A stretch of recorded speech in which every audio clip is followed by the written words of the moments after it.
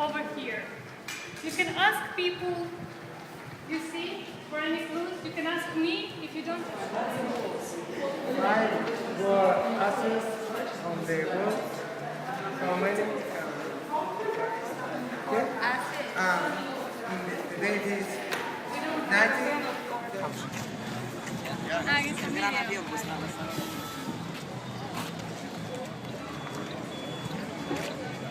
This boat is 2 to 4 sleeping. Some people live on these boats. All these people here live on the boats. They don't live in houses. They live on. You can stop in the middle of the countryside and just stay overnight. I prefer living in a house because yeah, absolutely, yeah. And can the people hire the boats? Yes. Yes. Yeah, they can hire the boats, and we have 18 boats altogether. And then. And this one is small, or? This is a small. This is 2. What is the maximum people?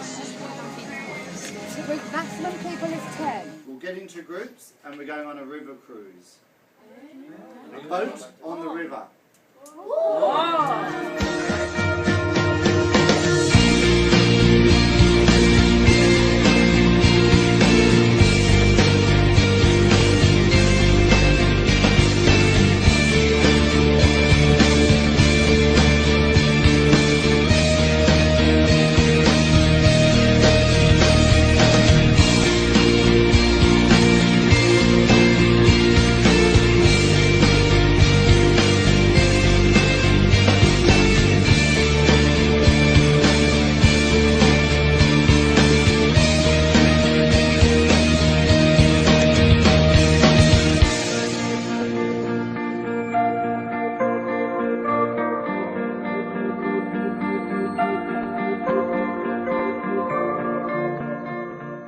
Your journey into Shakespeare's home starts here, with enjoyment and understanding of Shakespeare's work, life and times.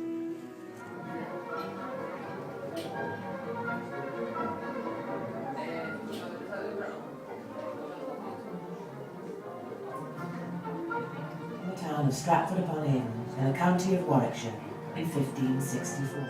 Shakespeare's writing, his poetry and his plays are his last. These words would be lost to time were it not for the book that John Allen. Okay, welcome to the Shakespeare House, cottage next door to the house where William was actually born.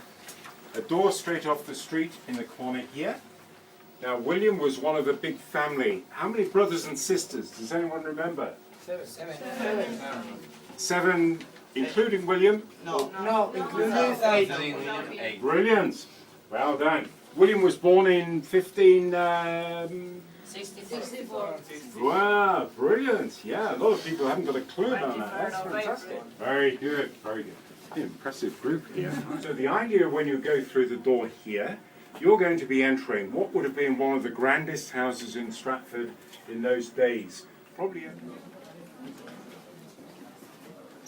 Yeah, this is where John Shakespeare would have worked as a glove maker. John Shakespeare was making gloves, mittens, and different types of leather. And John Shakespeare is also known as a wool dealer. So he would have been. And then when William was too big for the cradle, he would have then been put down here. Did you see the window with all the signatures? Yeah? That window was there.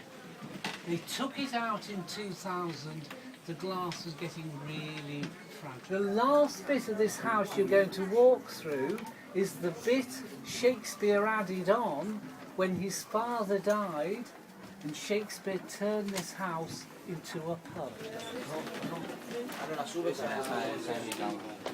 Mother, do I touch you? Do I speak you fair? Or rather, do I not declare this truth, tell you I do? Therefore, I think I'm not in the night. Lord of this wood like worlds of company for you.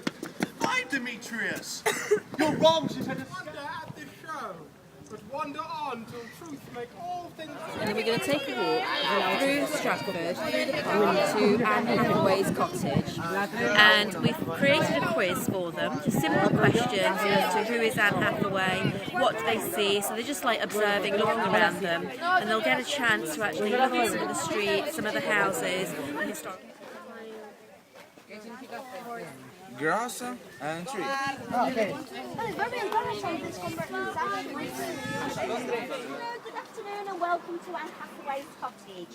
So, Anne Hathaway was the lady that married William Shakespeare, who became Anne. Now we know he was coming over here and he was doing all the chasing. And we know that he was having romantic liaisons with Anne. And we know as a result of those romantic liaisons, Anne became pregnant. So William, he was only 18, and that was so scandalous because men did not become men until they were 21 years of age. So he would have needed his parents' permission to have got married. Oak trees bent over to make what's called a crook frame. On the roof you've got wheat thatch. The walls are infilled with wattle, saggy during the night, so every night before you get into bed, you tighten the ropes to give you firm support. In England we have a saying, good night, sleep tight, meaning tighten ropes. Had been lazy and let the fire go out, it would mean there was no hot dinner for him. If that was the case, he should take a stick and beat his wife, as long as the stick is no thicker than his thumb. So all wives were under the thumb.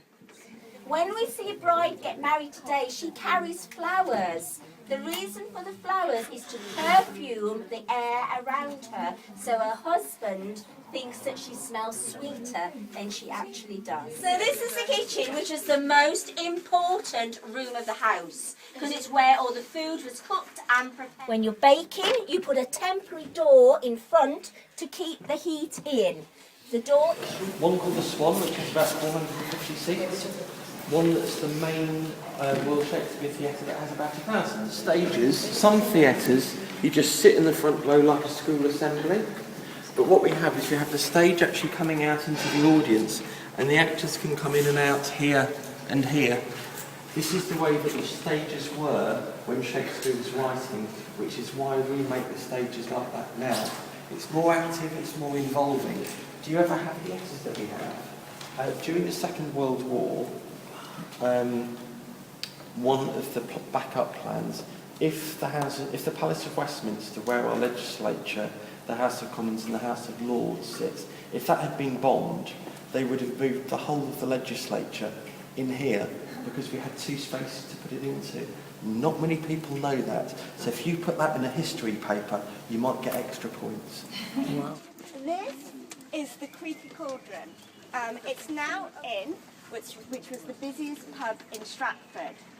It's the most haunted site in Stratford. If you study history, it's sometimes called the Black Death. The ghosts of these boys can be heard laughing and running through the corridors at midnight. So it's because of the word accept. You have to say and the family thought that she had died, so they placed her in a door. He's alive. And all movie is the man trying to escape, and he is agobiando. The girl is real? But the ghost is not real. It's your opinion. It's what you think. Yeah, it's real. And if you see it, Who drowned herself in the river when her lover... Of Shakespeare family? Yeah. We don't have Anything else? No. Let's call 21 then, please. Anything else?